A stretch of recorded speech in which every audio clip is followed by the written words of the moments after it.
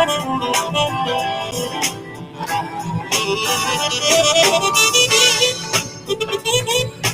it's time to get a new welcome screen.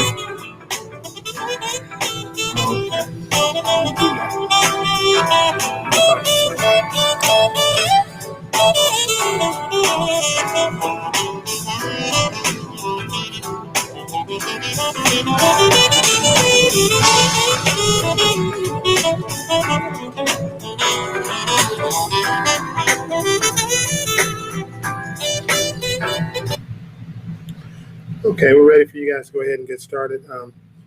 We welcome everyone here to MLK live stream for today. We now have Dementia Care Education, Cleveland Clinic, and Brain Health. It's at Louisville Center for Brain Health. Our fall prevention with Brian Brown.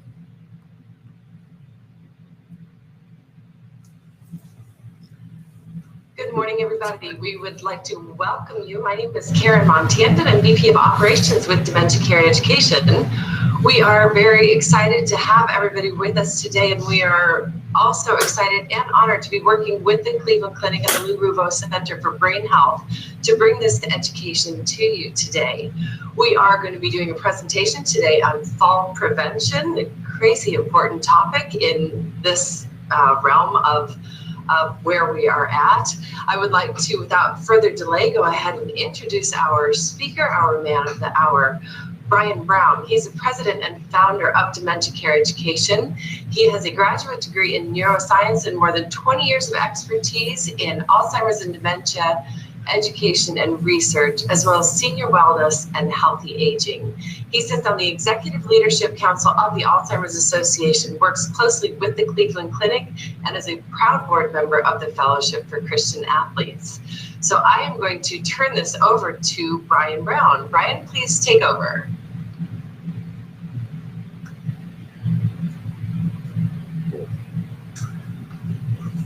Thank you, Karen. And it's great to be here again. We have education planned for you throughout 2021 that really emphasizes your ability to live your best life. Brain health is of utmost importance because our brain controls everything. And there's things that get in the way in terms of our prospect of aging well over time. And what we're going to talk about today is fall prevention, because as you're going to discover in just a little while, our ability to manage the way that we live, our quality of life, depends on, one, our brain health, and two, all the other mitigating factors that can, no pun intended, trip us up on our way to achieving great cognitive health and a great life. So we're going to talk about fall prevention under the auspices of brain health. So let's start our journey. Let's start our journey. So we're going to talk about the scope of the problem and how it impacts seniors, and understand cognition. That's where our understanding of our brain and our fall risks. We're going to talk about what things contribute to falls, and then we're going to talk about what we can do to prevent them. Because this is a big topic that we want you to really be able to unpack and start to apply to your life. So falls are, by and large, unintentional.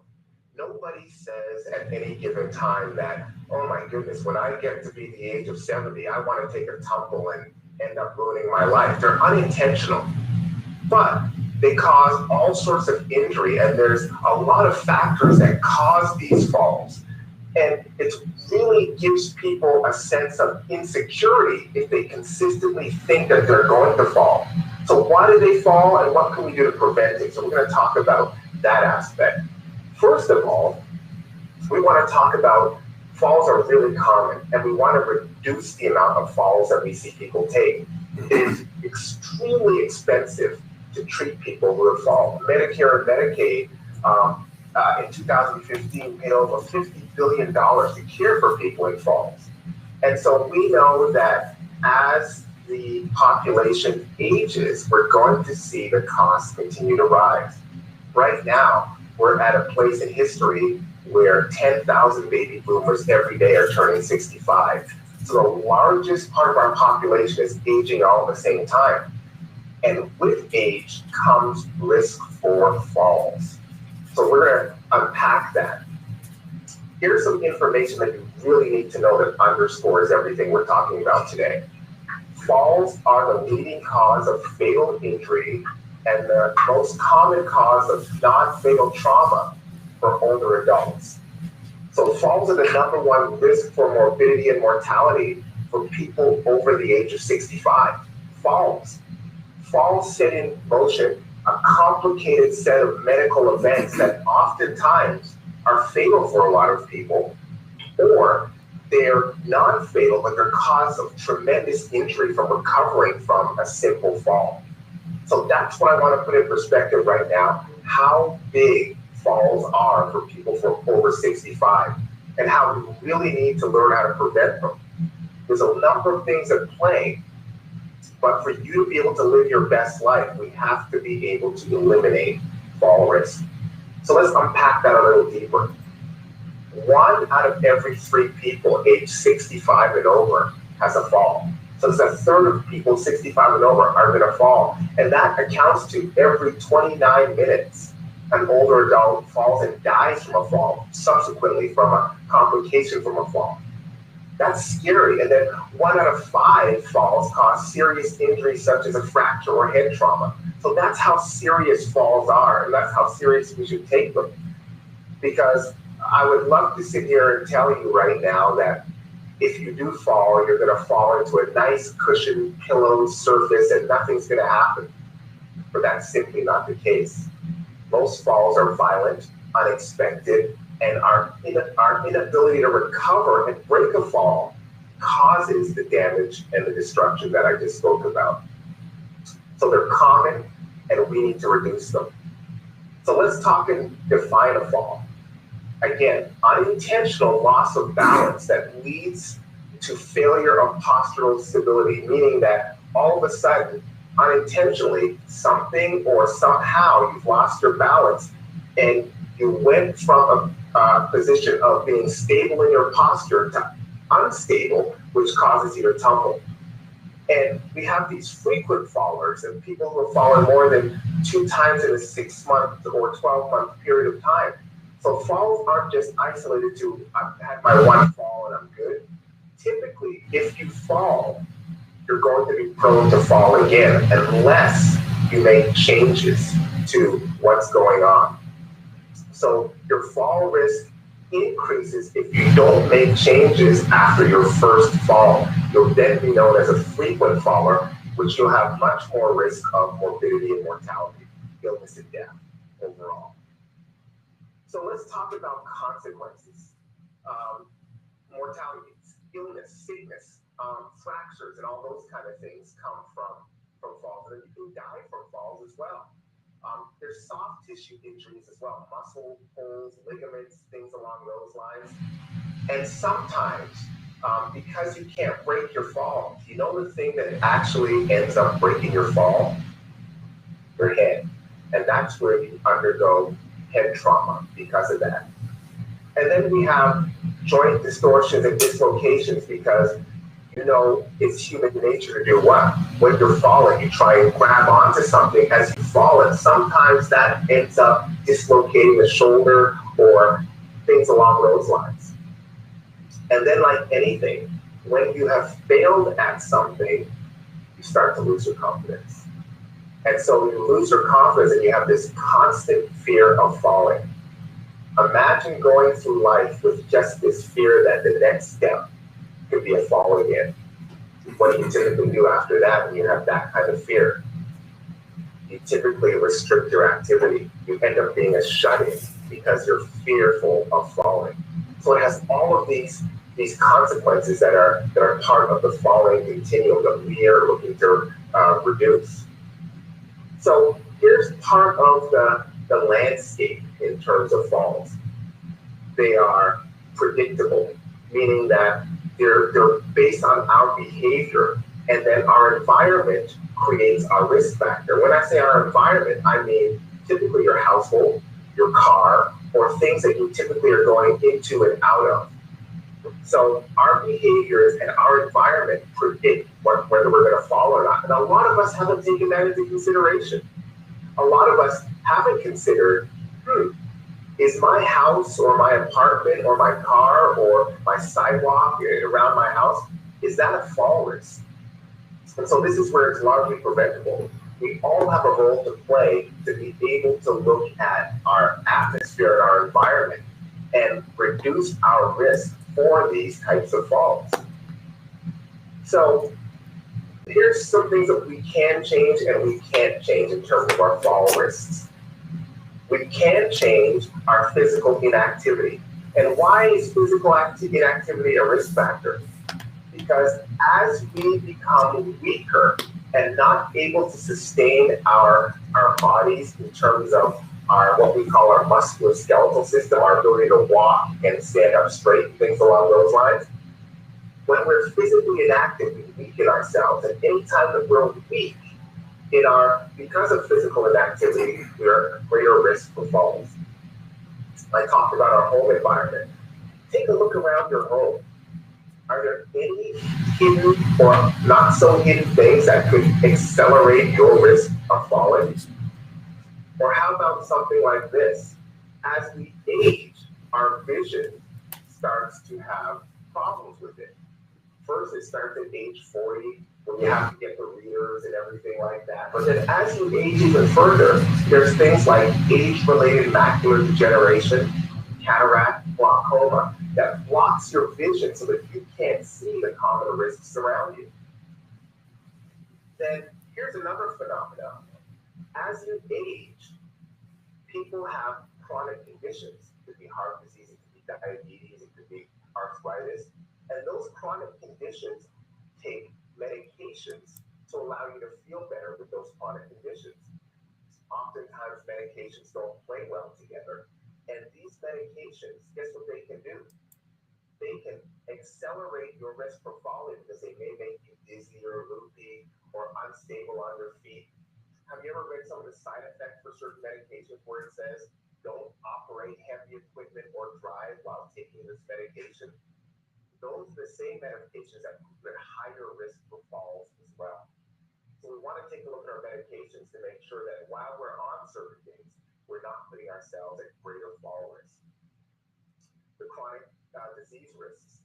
Things like diabetes unintentionally can cause something like orthostatic hypertension, meaning lightheadedness when you sit down and stand up. So there's a lot of people who are sitting and they stand up and they just get lightheaded because of this orthostatic hypertension. Diabetes can cause that, and that lightheadedness can cause you to do what? Fall. And that's something that we're experiencing right now, social isolation. We're told to isolate and distance, socially distance ourselves, and social isolation has a phenomenon that plays within us that we become actually more aloof because we're more isolated. And when we're more isolated, we oftentimes start to be forgetful and trip over things, and all sorts of things like that happen with social isolation. That is a risk factor, but we can change that by inviting community in. A little tougher right now with the virus going on, but we're finding other ways. And then just weakness, overall weakness. As we age, we are going to become weaker, but we need to exercise and make ourselves stronger so that we can withstand just the rigors of a regular day. And then the improper use of certain devices that will trip us up. We can change all of those risk factors there. But there's some things that you can't change that put you at disproportionate risk. The older you are, the greater your risk to fall. So as you age, you have to be more and more vigilant that you don't come under the weight of your age and become more of a fall risk. Your gender. We know that women fall more than men do, and there are some factors that we're going to get into why women fall more than men do it, and the damage that falls for women take as opposed to the falls that men take. And of course, Alzheimer's and dementia. We know that as your cognition starts to wane, our ability to be aware of the environment around us starts to lessen. And that lessening of our awareness of our environment puts us at greater fall risks. So this is why we know that people with Alzheimer's and other forms of dementia have to be watched closely so that they don't succumb to a fall. There's unfortunately, as Alzheimer's progresses, and people aren't aware of this, we've seen people die prematurely from a fall as a complication to Alzheimer's and dementia. So this is where we try and educate everyone from senior centers to assisted livings to memory cares to group homes, to family caregivers about the risk for falls associated with Alzheimer's and dementia, and to make sure that their environment is friendly for people of Alzheimer's and dementia so they're not experiencing the complications that come from a fall when you're living with Alzheimer's or another related dementia. So understanding our memory, short-term, long-term motor memory and sensory memory, your risk for fall increases as the part of your memory called your motor memory, or your ability to remember movement and ambulation and walking, starts to diminish. So believe it or not, as the disease progresses, you will start to forget how to do some basic functions, and that's what will put you at fall risk. So we who are caring for people as family caregivers and things like that have to be aware of this, so we put people with Alzheimer's and dementia in the best position we can. So that's a really, really important aspect to know, that your motor memory is affected by Alzheimer's and dementia and your increased fall risk. Here are some other chronic conditions that may contribute to your fall risk. We just talked about Alzheimer's. I briefly mentioned diabetes. In terms of, by virtue of the fact that I talked about orthostatic hypertension that can go along with that. And also, you know, the peripheral neuropathy or the numbness or the tingling in your feet when you have diabetes, you can't sense pressure really well in your feet. So oftentimes, you don't sense when a step should be made or when a step shouldn't be made, and you typically then fall. So peripheral neuropathy from diabetes can cause a fall. Arthritis, when your joints become swollen with this autoimmune disease, you then oftentimes can suffer a fall because of the inflammation in your joints. Of course, strokes. When you have a stroke, oftentimes you'll see a deficit where people can't use one side of their body really well, and they struggle with walking and some other things. So stroke puts you at a disproportionate risk for falls. Multiple sclerosis, which is a neuromuscular disease where your muscles get weaker and you are at increased risk for fall. Heart disease, same thing as what we talked about before in diabetes. When you have heart disease, you're not able to pump enough blood to certain places in your body, which oftentimes can cause lightheadedness as well. And then Parkinson's, another neurodegenerative neuromuscular disease where you see people having tremor and difficulty walking. So Parkinson's can become an increased risk for falls as well. How about those of us who are in chronic pain out there? And chronic pain meaning this could just be from some older injuries or just things like chronic fatigue syndrome or something like that, where you're always in pain. And when you're in pain, you tend to try and guard your pain. So some of that pain in your back, let's say you had this chronic back pain all your life, and it just hurts, and all of a sudden you have this big surge of pain in your back, and you make this sudden movement, but that sudden movement came while you were walking upstairs. What do you think is going to result from that? Probably a fall. So chronic pain is there. Depression, which is a risk factor for a number of things, comes into play. And so when people are depressed, they tend to be more unaware of their surroundings and more prone to fall prey to losing their balance and falling. COPD, the respiratory distress or respiratory disease, where you're gasping for air and wanting to be able to get oxygenated. And we've seen people have hypoxia. We've seen people trip over their own equipment for COPD. There's been a number of issues where people are at greater risk. And so I want to make clear that these conditions truly increase your risk for a potential fall, and you have to put a plan in place to reduce your risk if you have any of these types of risk factors. So risk factors for fall. We talked about prescriptions earlier.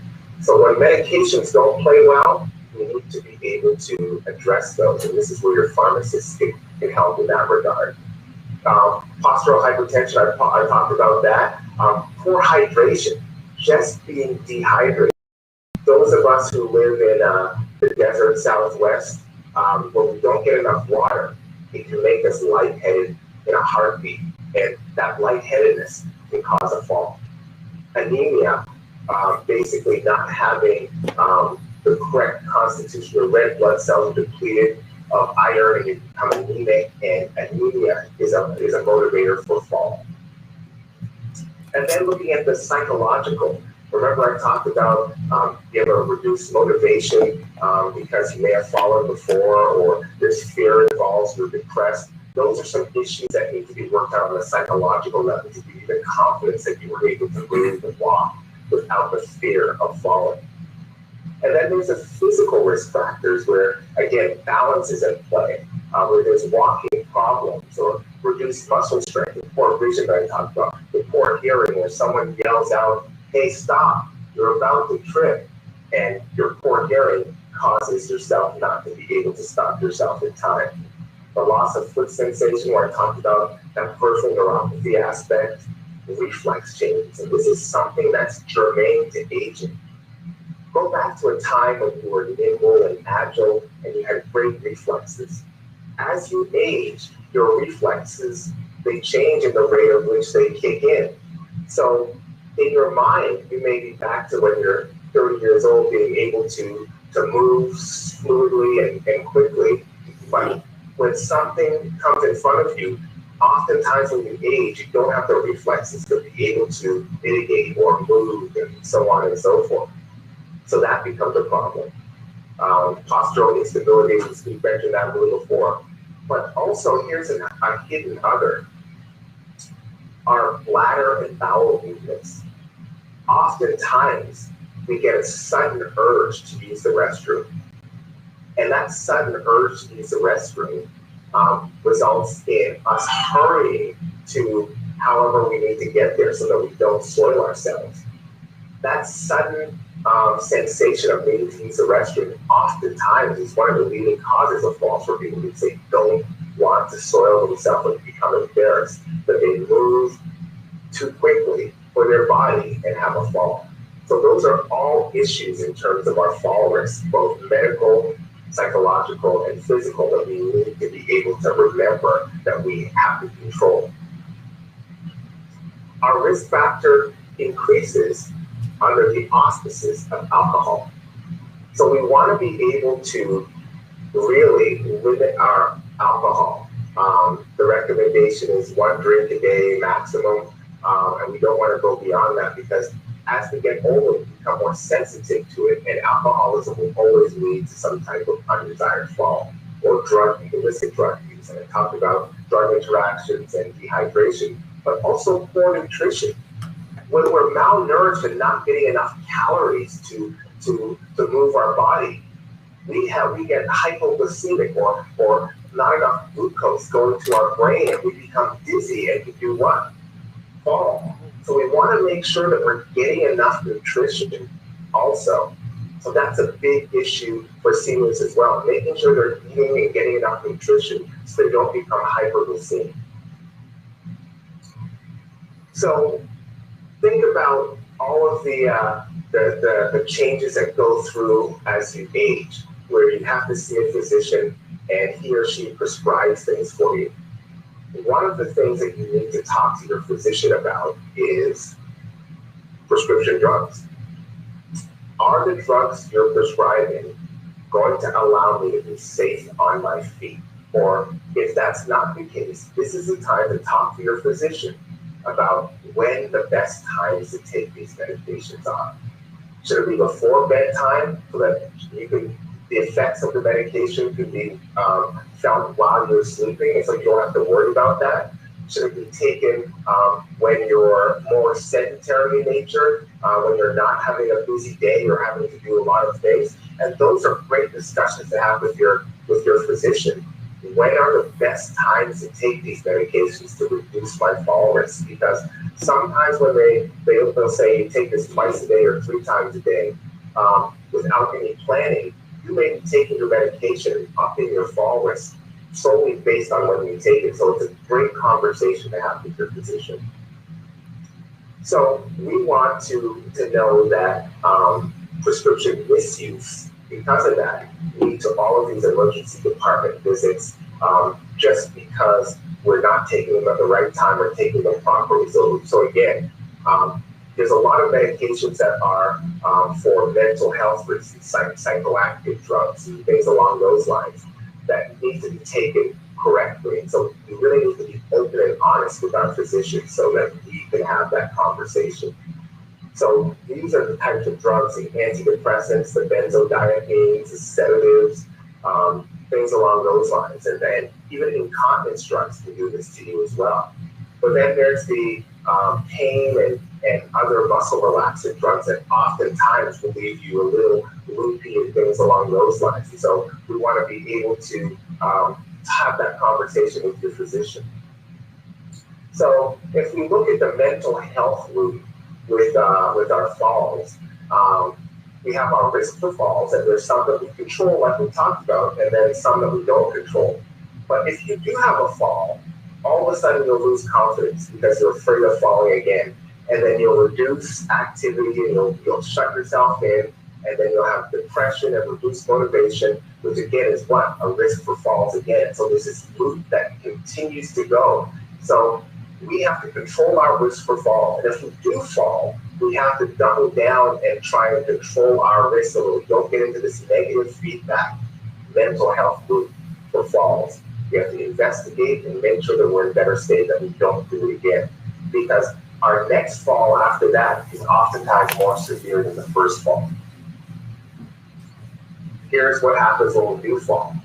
The loss of confidence, the isolation, the loneliness starts to happen, depression and anxiety. We talked about the fear of further falls. Then the physical aspect, the fractures, the pain, or the head injuries, or the other musculoskeletal injuries. It's all affecting our quality of life and our independence as well. So again, we have to analyze why we fell, and then go back so that we don't fall again, because the more times we fall, really, falls are the #1 cause of morbidity and mortality for people 65 and over. So this is why we want to be able to avert all of those things. So the most common types of fractures that come with fall are typically forearm and wrist fractures. And you know why?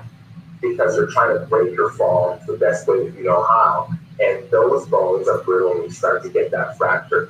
The next is a spine fracture, because oftentimes people will fall backwards, and if they're not going to hit their head, they'll hit their back and fracture it that way. If they don't do that, they'll break their hip by falling directly on their hip.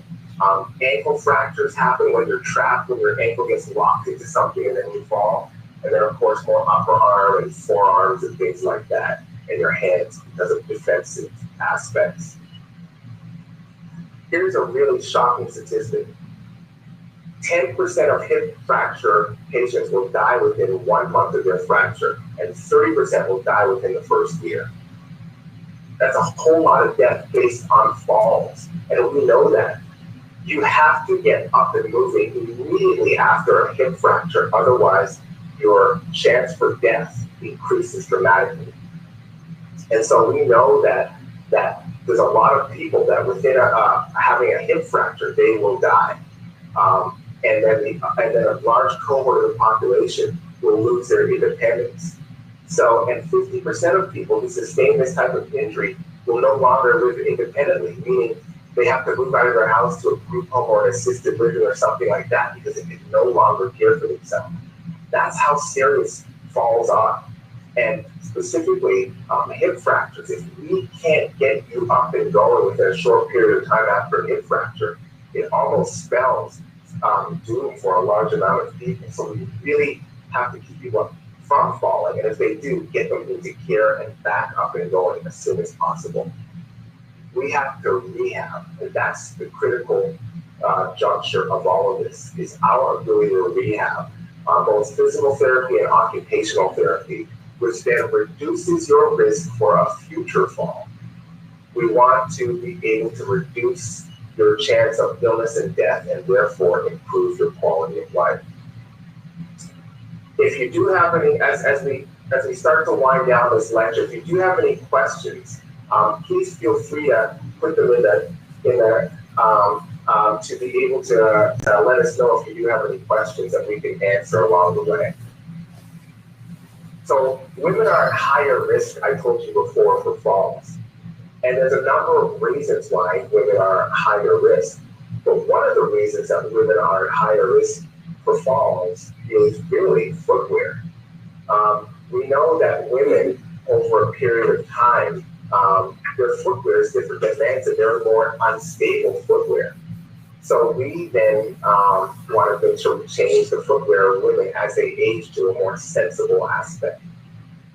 So again, this is the risk factors. Over age 65, like I said, female, low mobility or fragility, lower extremity weakness, meaning leg weakness and poor grip strength. So those are some real big characteristics of that. And then limited activities of daily living. They're not getting up and doing all of the things that they typically do. They have poor gait and balance and a low body weight, meaning that anything can knock them over. And we talked about footwear. Women's footwear is typically poorer than men's footwear. Now, low body weight means this. Sometimes in our normal course of everything, guess what? We bump into some things, right? That's just a normal part of everyday life. When I'm not paying attention, bump into things as well. But when I bump into things, I usually just bump off of them. If you're at low body weight and something is stationary, guess what happens? When you bump into things, it knocks you off your balance. And people who are less than 100 pounds, it knocks them off their balance, and guess what they do? They fall. So those are some risk factors for looking at who intrinsically falls. And then when they fall, 1 in 7 will break a hip.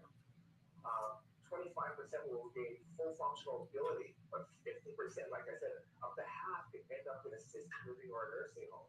And then there's a risk from dying from osteoporosis. It's a risk of dying from breast cancer. That's how serious this is for women. And speaking about osteoporosis, we know at the change of life for women, when their estrogen levels decrease, they're at risk for osteopenia, which is the beginning of brittle bones, to osteoporosis. And what happens is when a woman starts to go through the change of life and her estrogen is depleted and she has a fall, she's at more risk for breaking a bone. That's why females are more risk for more damages because of their risk for osteoporosis because of this lack of estrogen. It depletes the calcium in their bones and they're lower weight and they wear unstable footwear, et cetera, et cetera. They're at larger risk for any of the fragile bones and the breaking of the bones and whether it's a hip or a wrist or something like that, that's why women are at disproportional risk. So what can women do? They need to do weight-bearing exercises so that they can build bone density and look at the best calcium supplements to build back up their bones so they're not so brittle. So women need to get out there and exercise, and we'll touch on that at the end in just a few minutes. So we know the rate of hospitalization for hip fractures for age 65 and over. We see that women are at largely disproportional rate for risk for hip fractures as they get older. And so it's one of those things that we have to really be cognizant of for the women in our lives to make sure that we can mitigate their risk.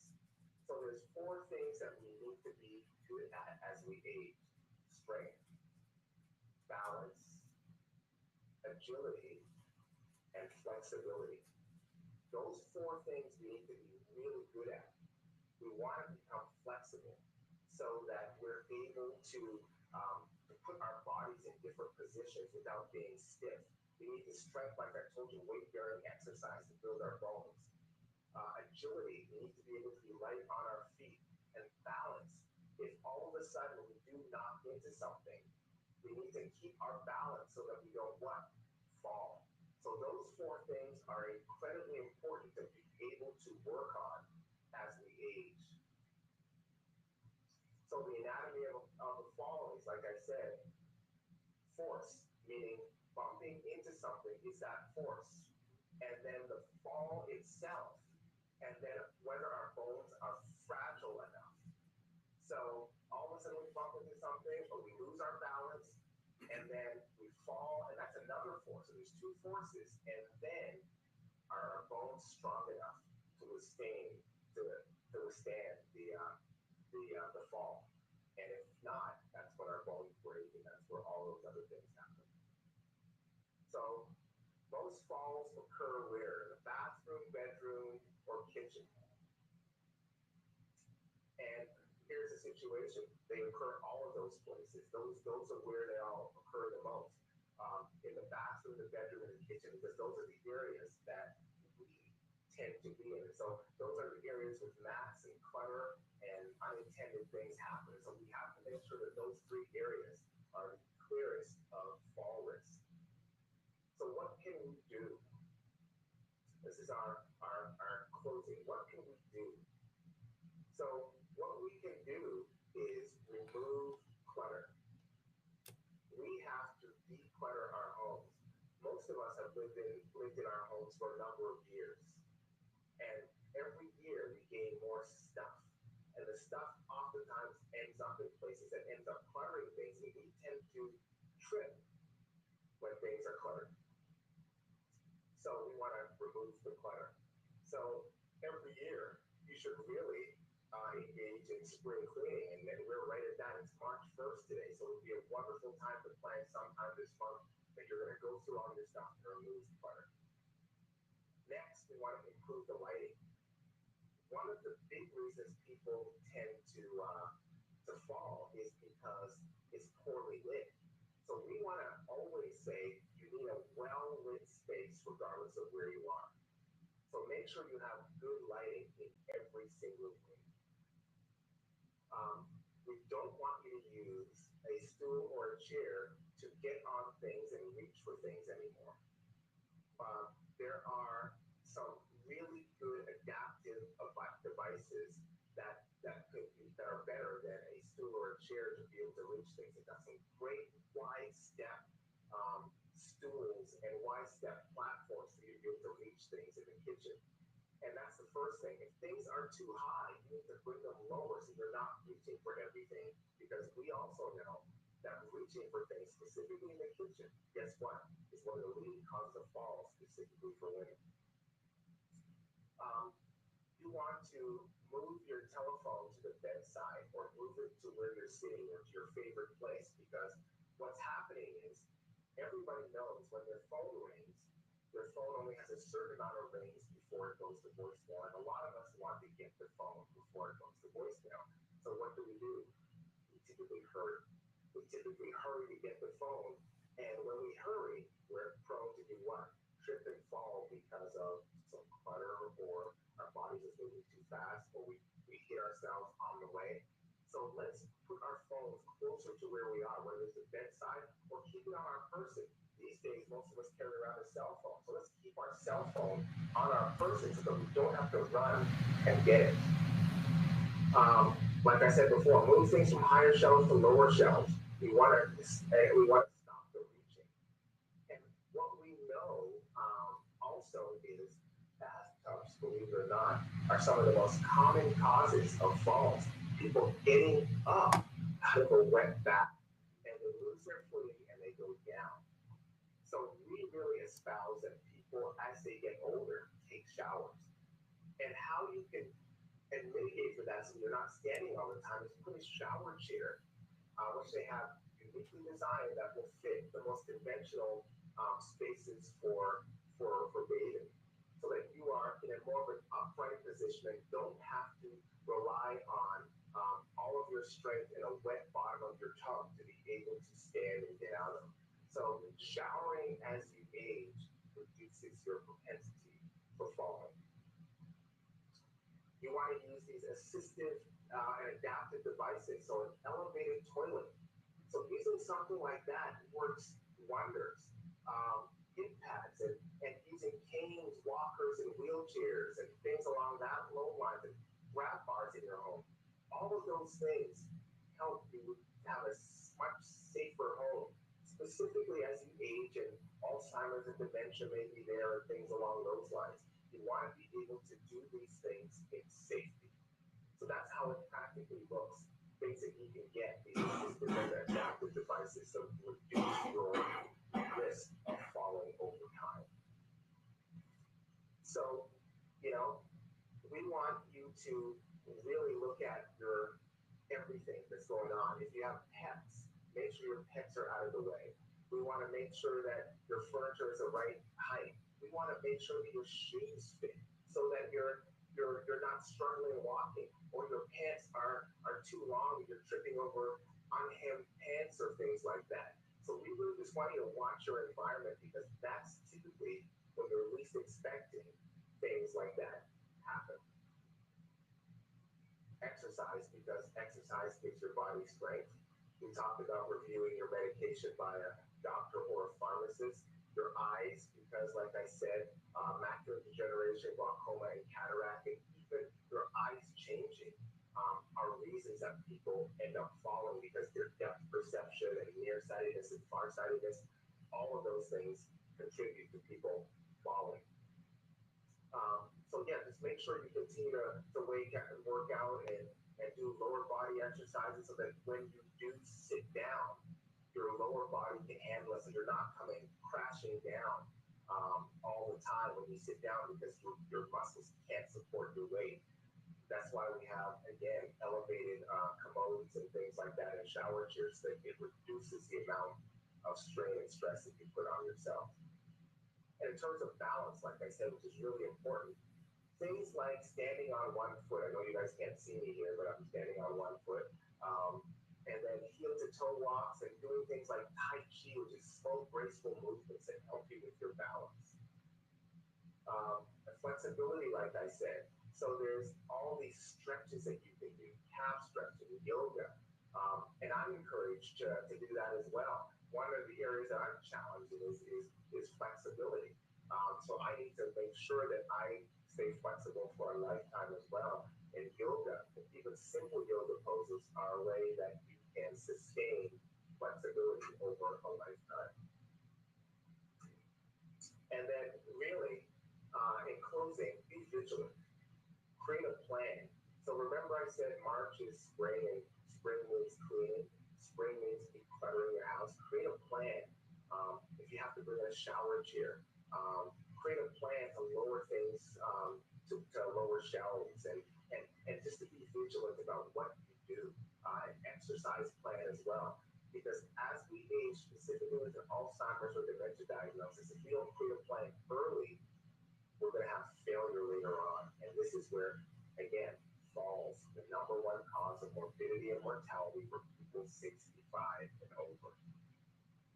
So based on that, we want to give you great quality of life.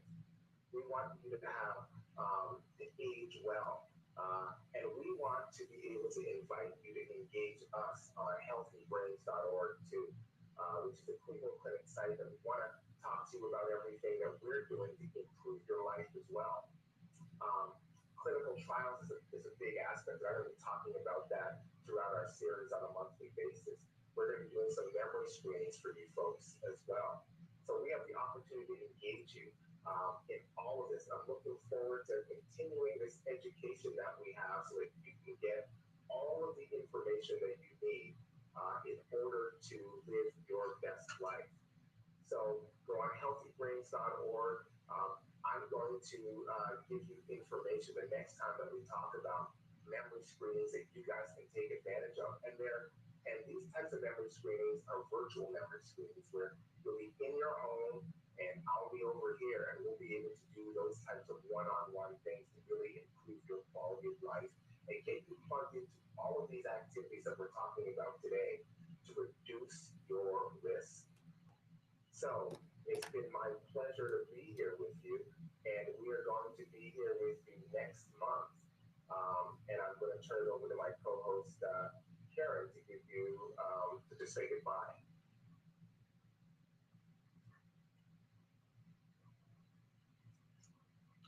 Okay, thank you, Brian. As always, for that information. We are ready to sign off here from Dementia Care Education and would like to thank again the Cleveland Clinic and the Lou Rouveau Center for Brain Health for joining us in co-hosting this presentation today. We look forward to seeing you all again next month. That information will be disseminated from the Cleveland Clinic and we will see you then. Everybody be safe out there, take care, and all the best. Thank you.